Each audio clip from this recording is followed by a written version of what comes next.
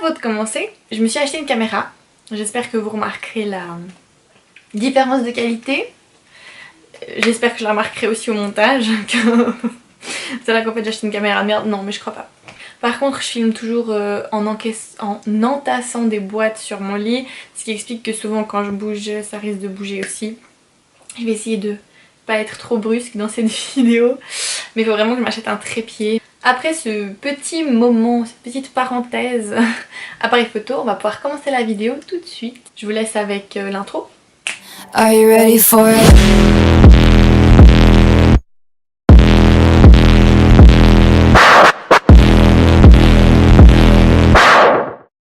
Hello les gens! Alors aujourd'hui j'ai décidé de vous faire une vidéo différente, spéciale, qui a rien à voir, genre rien du tout avec toutes mes autres vidéos. Je sais pas comment je vais appeler cette vidéo, je sais pas le titre que je vais lui donner, donc soit ce sera une découverte à ce moment là, soit vous savez déjà de quoi cette vidéo va parler. On va pas y aller par quatre chemins, de mon diabète.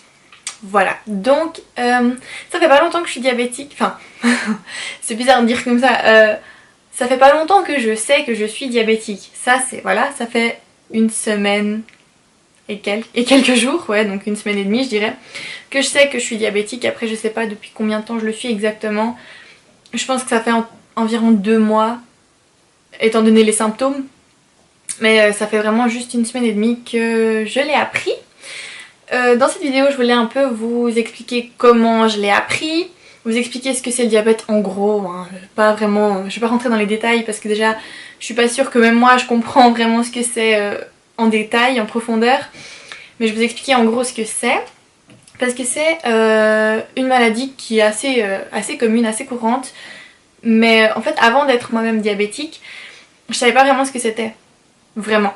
Donc je me suis dit que ce serait sympa peut-être d'éclaircir les quelques zones d'ombre que vous pouvez avoir. Je pense peut-être commencer une sorte de rubrique par rapport à ça pour vous expliquer mes hauts et mes bas, mes différents traitements, les évolutions, etc. Parce que je suis suivie par plusieurs spécialistes, mais bon, je vais vous expliquer tout ça dans le reste de la vidéo. On va commencer tout de suite par vous expliquer comment est-ce que j'ai su que j'étais diabétique. Alors, c'est assez bizarre parce qu'en fait les symptômes ils étaient là, et maintenant qu'on sait que je suis diabétique on se dit ah mais bien sûr c'était ça, mais avant on savait pas trop. Donc pour remettre un peu dans le contexte, je suis une personne qui a un système immunitaire assez merdique et je tombe tout le temps malade, mais vraiment tout le temps. Tout le temps. En hiver c'est abusé. Et vu que je travaille avec des enfants aussi, j'ai chopé un peu tout ce qu'eux ils chopaient, donc c'était génial. Mais bon, à ce qui paraît, travailler en crèche ça renforce le système immunitaire, on verra si c'est vrai. Et du coup, pendant la période de Noël, donc la période de l'Avent, je suis tombée malade et je suis restée une bonne semaine à la maison, clouée au lit. Enfin, j'étais vraiment malade quoi, c'était la crève. Et du coup, ça va expliquer aussi pourquoi est-ce que on n'a pas tout de suite compris que j'étais malade. Voilà. Un jour, j'ai été chez mon gynécologue faire mon contrôle annuel, voilà. Il a décidé de me faire un test d'urine et tout d'un coup, dans mes urines, il a trouvé qu'il y avait énormément de sucre. Puis il a trouvé ça vraiment super bizarre. Puis il m'a demandé, ouais, vous avez pris quoi au petit déjeuner? C'était un truc super sucré ou quoi? Puis j'étais là, bah non, je mange un peu comme tout le temps. Du coup, bah, il m'a conseillé d'aller voir mon médecin de famille pour que elle me fasse tous les tests et tout ça. Et moi, j'avais pas forcément envie d'aller chez mon médecin parce que de base, j'aime pas les médecins. C'est vraiment... Enfin, qui aime les médecins? Je suis pas sûre qu'il y ait grand monde qui les aime. Mais ça me saoule vraiment d'aller chez le médecin. Surtout après, quand il se rend compte que t'as quelque chose, il faut que tu prennes des médicaments et tout. Enfin, ça me gonfle. C'est vraiment quelque chose que j'aime pas du tout. Et en plus, il m'a dit qu'il avait peur que je sois diabétique, mais... Je me suis dit, j'ai personne dans ma famille, enfin j'ai pas d'antécédents familiaux, je pense pas que c'est ça, ça me gave d'aller chez le médecin, voilà. Et j'en ai parlé avec ma maman qui était pas très contente de ma réaction et qui m'a envoyée chez le médecin en me disant qu'en gros il fallait un peu que je prenne ça un peu plus au sérieux. J'ai été chez mon médecin, on a fait une prise de sang. J'ai à peine eu le temps de sortir de chez mon médecin, hein, donc on a fait la prise de sang, je me suis cassée, j'étais en route vers le boulot, je reçois un appel de mon médecin, enfin de l'assistante de mon médecin, qui me dit qu'effectivement il y a un problème avec mon taux de sucre dans le sang Elle m'a pas dit clairement tiens t'es diabétique bam, non, elle m'a dit qu'il y avait un problème et que du coup au lieu de revenir dans 2 semaines comme c'était prévu, bah je devais revenir dans 2 jours. Donc voilà, 2 jours plus tard je vais chez mon médecin qui me dit qu'effectivement je suis diabétique et que en plus je suis de type 1. Parce que si vous le savez pas, il y a le diabète de type 1 et le diabète de type 2 qui sont pas exactement la même chose. Je pense que je vais aussi un peu vous parler des différences qu'il y a entre les deux types de diabète. Et du coup j'étais diabétique de type 1, ce qui veut dire que je suis insulinodépendante et que du coup je dois m'injecter de l'insuline pour aider mon corps tout simplement à utiliser le sucre et à le transformer en énergie. Enfin, elle m'a appris ça, puis j'ai vraiment été prise en charge, bien sûr. J'ai vraiment été prise en charge super rapidement, super efficacement. Enfin, ils ont fait un travail de dingue. J'étais lundi matin chez mon médecin généraliste qui m'a annoncé la bonne nouvelle, qui m'a directement envoyée chez un diabétologue le soir même. Et le lendemain, j'ai été dans une association pour les diabétiques. Donc vraiment ça s'est tout enchaîné très rapidement. Le seul médecin que j'ai pas encore vu, que je vais voir dans 3 jours, 3-4 jours, bref, mercredi prochain, c'est la diététicienne. Donc c'est la seule que j'ai pas encore vue, sinon les autres je les ai déjà vues plusieurs fois même. J'ai été chez le diabétologue, j'ai dû lui expliquer comment est-ce que je l'avais appris, qu'est-ce que je viens de vous raconter. Et ensuite, il m'a dit que c'était quand même étrange qu'on n'ait pas remarqué que j'étais diabétique parce qu'en fait j'avais vraiment des symptômes très flagrants. Faut savoir que avant qu'on découvre que j'étais diabétique, je buvais vraiment beaucoup, mais vraiment beaucoup. Mon médecin, on appelle ça quoi? Un médecin généraliste? Ouais, le médecin de la famille quoi, m'a demandé de calculer la quantité de boissons que je buvais quoi. Que ce soit eau, coca, thé froid, lait, enfin peu importe, vraiment toutes les boissons. Et on est arrivé, avec mon copain on a calculé, avec ma soeur on a calculé pour être vraiment sûr que c'était vraiment le bon chiffre. Je buvais 7 litres par jour. Ouais. Je sais pas si vous vous rendez compte mais c'est énorme. 7 litres c'est... Une personne normale elle boit 1,5 voire 2 litres par jour. Donc 7. Donc je buvais vraiment beaucoup et je devais tout le temps aller aux toilettes. C'était vraiment tout le temps. Je me levais 5 fois par nuit pour aller aux toilettes. Quand j'étais au travail, je devais y aller chaque heure. Enfin c'était vraiment assez lourd, c'était pesant. Après j'étais super fatiguée. Vraiment. J'avais beau me coucher à 10h, me lever le lendemain à 10h. J'étais vraiment claquée. C'était pas un manque de sommeil. Je dormais beaucoup. Je dormais beaucoup plus que mon chéri qui pétait le feu le lendemain matin. Et puis moi j'étais KO, comme si j'avais fait la noce toute la nuit, que je m'étais couchée à 6h du matin et que j'avais dormi qu'1 heure quoi. Donc c'était assez embêtant ça. Donc il y avait plusieurs facteurs qui faisaient que bah, en fait on aurait pu s'en rendre compte. Et aussi le fait que j'ai perdu 8 kilos avec mon diabète. Mais ça encore, bah, je me pèse jamais. Faut savoir, je suis une fille, je bouffe super mal, je m'en fous, je me pèse jamais, je me dis que de toute façon ben, je fais assez de sport comme ça pour que ça aille bien et je me pèse jamais. C'est ma balance, c'est pas ma pote quoi. Je préfère pas savoir si j'ai grossi ou si j'ai maigri, tant que je me sens bien moi-même dans mon corps, je m'en fous. Et du coup ben, ces 8 kilos perdus, je les ai pas vus moi personnellement, mon chéri les a pas vus non plus. Ma mère et puis ma belle-mère ont trouvé un peu que j'avais un peu perdu. Mais comme j'avais été malade justement, que j'avais une forte crève, que je bouffais rien, elles ont pensé que ma perte de poids était due à ça, que j'avais peut-être pas bien récupéré. Après avec la danse, le boulot, enfin elles se sont dit que c'était peut-être le stress, enfin un amas de tout ça qui faisait que j'avais maigri, mais pas le diabète. Donc en fait oui c'était ça. Et aussi j'avais eu des fortes nausées, des vomissements. On s'était dit aussi que c'était soit dû à la crève que j'avais eue, soit alors j'ai une malformation de naissance de l'estomac, enfin voilà, qui fait que j'ai souvent des remontées gastriques.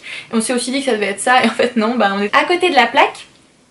Mais bon, mieux vaut la prendre tard que jamais, n'est-ce pas? Même si je trouve que c'est un petit peu tôt, j'aurais préféré avoir le diabète à mes 60 ans. Enfin voilà, déjà qu'est-ce que c'est le diabète? On va vous expliquer d'abord qu'est-ce que c'est le diabète. Le diabète c'est une maladie donc, hein, auto-immune, qui malheureusement en fait elle n'a pas encore de remède, donc on peut pas guérir du diabète. On peut très bien vivre avec, hein. Maintenant il y a plein de trucs qui permettent aux diabétiques de vivre normalement, mais on n'a pas encore trouvé le petit remède miracle qui fait que pouf ça disparaît, on n'en parle plus comme la crève. Non, ça te suit à vie mon coco. C'est pour ça que c'est assez dur au début quand tu la prends, parce que tu sais que du coup ça va te suivre toute ta vie. Génial. Cette maladie, pourquoi est-ce qu'elle survient, on sait pas vraiment. Enfin, on sait pas trop, ça peut être des fois dû à un choc émotionnel grand, ça peut être des fois héréditaire. C'est pas vraiment en fait, il n'y a pas de raison, bim.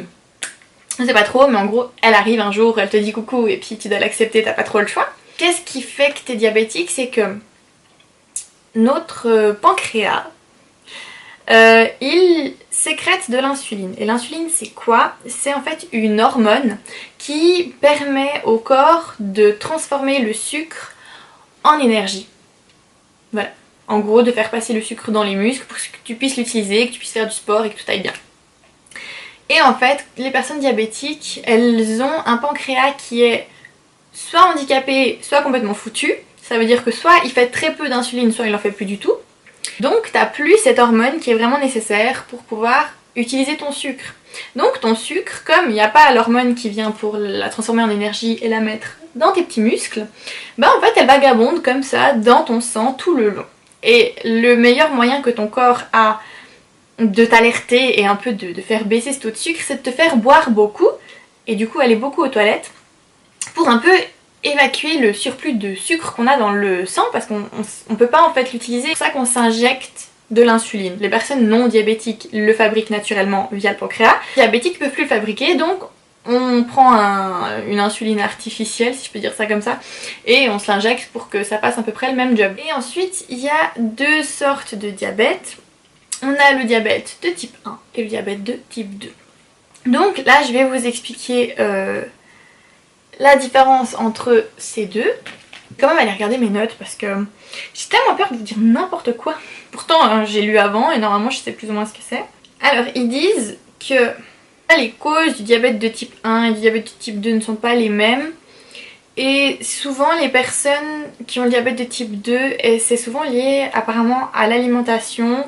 D'ailleurs si vous en savez plus, si vous êtes de type 1 ou de type 2, que vous connaissez un peu plus tout ça que moi, vu que je suis très novice là-dedans, vous pouvez me dire tout ça dans les commentaires. Les symptômes c'est pour le type 1 et le type 2 c'est les mêmes, donc c'est avoir soif comme je vous ai dit tout le temps, devoir souvent aller aux toilettes, être super fatigué, avoir beaucoup de sang dans le sucre, non pas beaucoup de sang dans le sucre, beaucoup de sucre dans le sang. Apparemment notre haleine elle a une odeur différente, ça on n'a pas remarqué chez moi mais c'est un des symptômes. On a des troubles de la vue. Alors moi j'ai pas eu de troubles de la vue avant d'être diagnostiquée, pardon, mais une fois que j'ai reçu mes injections, ben je voyais super flou, ce qui veut dire que là ça va un peu mieux, ce qui veut dire que je peux me permettre de regarder mon attel sans les lunettes, mais sinon je me suis acheté des lunettes loupe parce que je voyais vraiment que dalle, c'est abusé. Mais déjà là je vois rien, donc alors que c'est une distance normale, donc je dois mettre un peu plus loin, un peu comme les presbytes, vous savez, la même chose. On a une hyper faim, alors ça c'est vrai, mes collègues elles me l'ont dit, je mangeais tous les chocolats, tous les caramels, tous les trucs, parce que je vous ai dit je travaille avec des enfants et des fois les parents, surtout aux périodes des fêtes, ils nous offraient des boîtes de chocolat, de nougat, voilà, et c'est tout ce que j'adore. Et du coup j'en mangeais, mais j'en mangeais tout le temps. Puis pendant les goûters avec les petits aussi, je mangeais une chier. Et puis toutes mes collègues elles me regardaient, elles étaient là, mais c'est bizarre que tu manges autant. Et moi j'étais là, non, j'ai faim. Alors que oui, voilà, c'était lié au diabète. Merci. Une soudaine perte de poids, le fait d'avoir des vomissements. Ensuite, souvent le diabète de type 1, on l'a assez jeune. Soit vraiment tout petit, ado, préadulte, mais souvent ça se détecte assez jeune.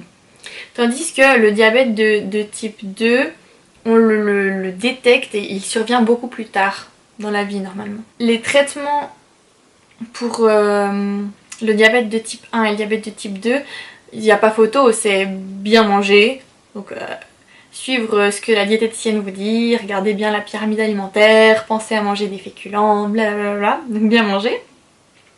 Faire de l'exercice, quand même c'est important de faire de l'exercice.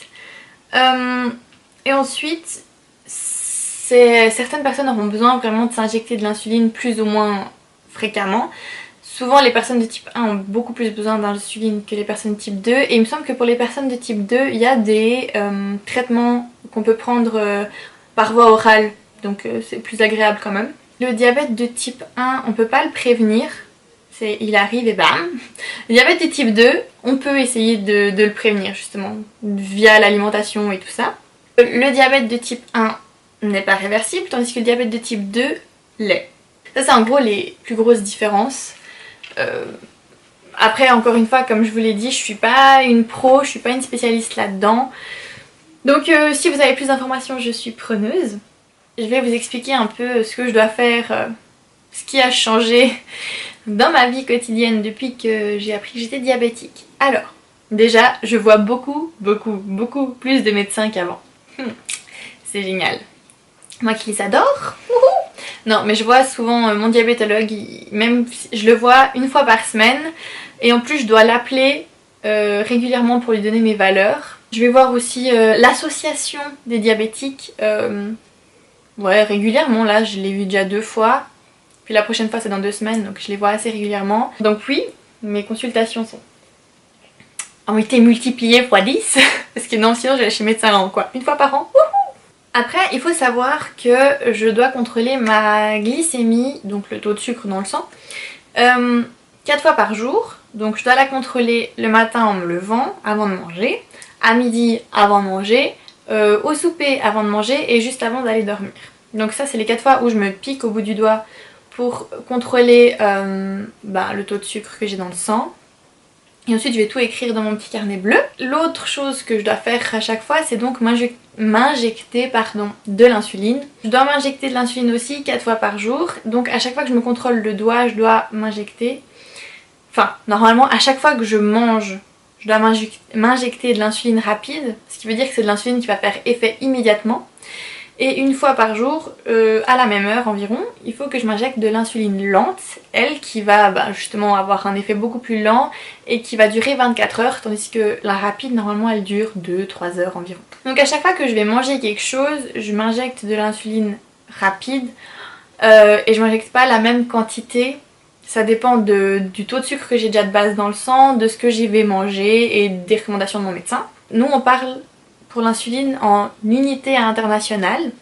Donc pour l'instant, avant de manger le matin, si ma glycémie elle est en dessous de 10 on va dire, je m'injecte plus ou moins 6 unités internationales d'insuline.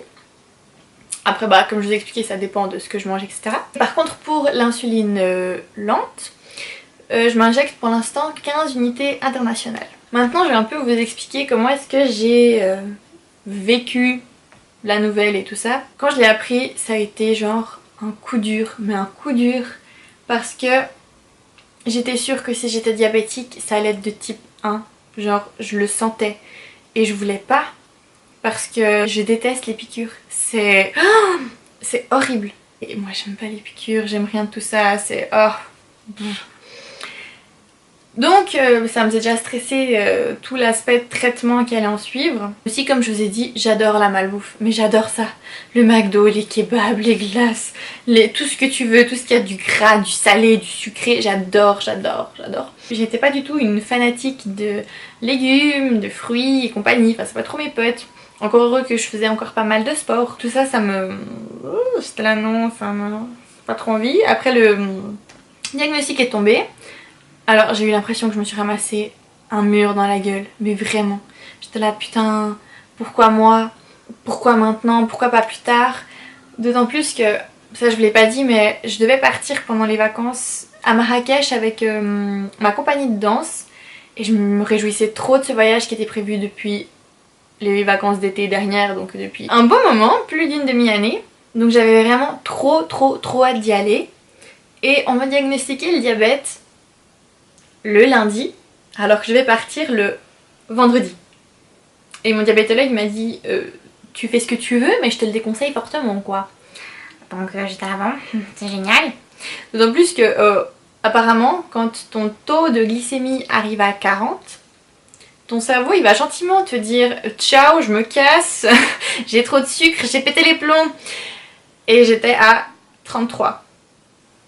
Voilà, donc il m'a dit que c'était vraiment énorme, que c'était pas possible, que si j'attrapais un truc là-bas, j'allais directement être hospitalisée, ça allait être la merde, que en plus j'apprenais à peine à me piquer, que je savais pas encore vraiment bien m'alimenter, que ça allait être dur dans un pays étranger, qu'il fallait que je puisse boire et que ben là-bas apparemment on peut pas boire de l'eau n'importe où, qu'il faut avoir de l'eau en bouteille. En gros, j'ai décidé d'écouter mon médecin et ma famille et tous ceux qui m'ont dit de pas y aller et j'ai pas pu y aller. Voilà. Et j'ai pas pu aller au travail non plus, j'ai été en arrêt pendant une semaine parce que déjà il y a tout l'apprentissage de se piquer soi-même justement qui est dur, de se régler, de s'alimenter correctement, faire attention à pas être en hypo ou en hyper. Donc l'hypoglycémie c'est quand on n'a pas assez de sucre dans le sang et du coup on peut faire des malaises, enfin voilà. Et l'hyperglycémie c'est quand on en a trop. D'ailleurs j'ai fait une hypo il y a pas longtemps, c'était la première. C'était assez étonnant parce que d'abord tu commences à avoir chaud, enfin moi j'ai commencé à avoir chaud. Du coup j'ai simplement ouvert la fenêtre en me disant que j'avais juste chaud quoi. Après j'ai commencé à me sentir transpirante, moite, j'avais les mains qui tremblaient. J'ai commencé à sentir mon cœur battre fort dans ma poitrine. Dans ma tête aussi c'était bizarre, enfin je sentais que c'était vraiment chelou et du coup bah j'étais en hypo donc j'ai pu manger quelque chose de bien sucré. Donc c'était tout un apprentissage et pour l'instant je peux pas trop me permettre de faire d'excès parce qu'on sait pas encore comment mon corps réagit, je sais pas encore comment adapter mon insuline par rapport à ce que je mange. Donc pour l'instant je dois manger assez sain, boire du thé froid light, du coca zéro, pas aller au McDo. Donc c'est un peu voilà, au début c'est un peu dur mais apparemment une fois qu'on est bien dedans, enfin une fois que le train est bien sur les rails, et ben ça va tout seul et puis il n'y a pas de souci. Maintenant je me pique toute seule, sans souci. Et ben ça va. Je me suis habituée, ça va. Donc comme je vous disais au début, quand on m'a appris que je devais me piquer tout ça, je stressais, je paniquais, je me demandais pourquoi moi et tout ça. Après, à force de voir des médecins, je me suis dit bon, ça ira. C'est un peu plus dur, faut s'habituer, mais après ça ira. Et là encore des fois j'ai des hauts et des bas, surtout quand genre je vais voir deux médecins différents et qui me disent pas la même chose. Et je suis là, j'écoute qui?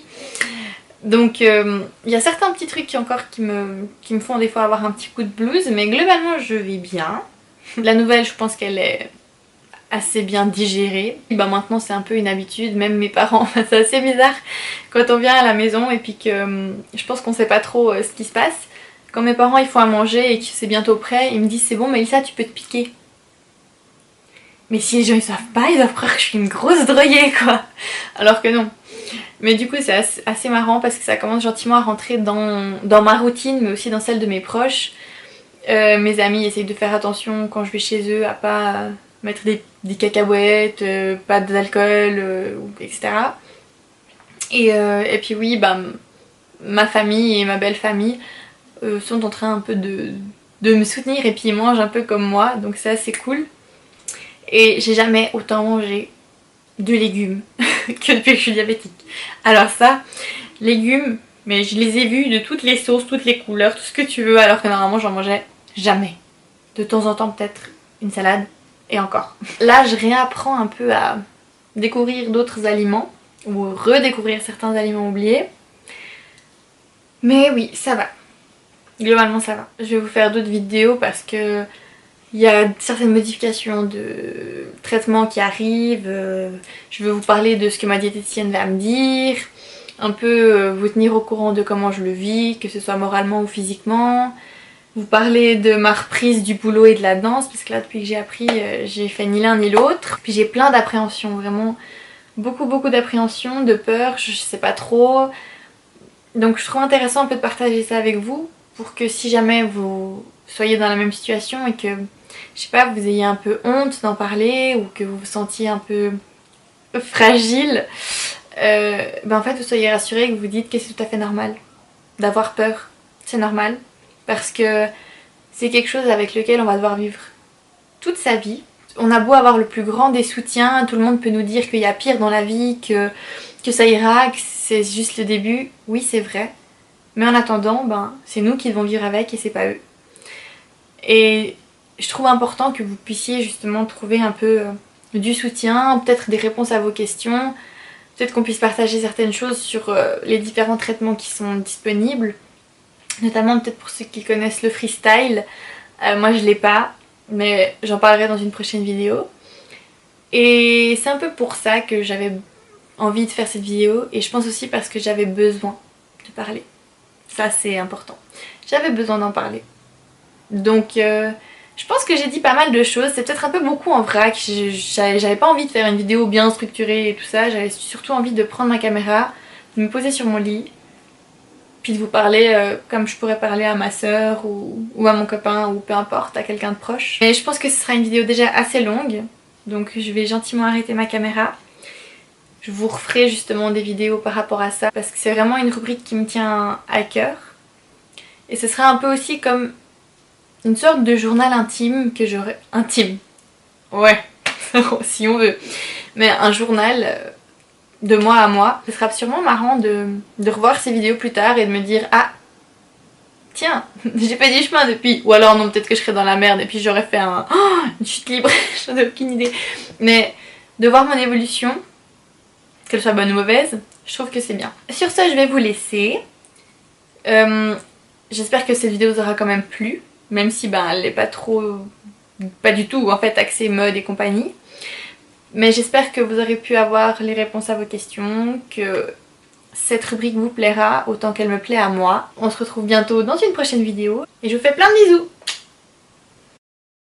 I don't like your little games, don't like your tilt.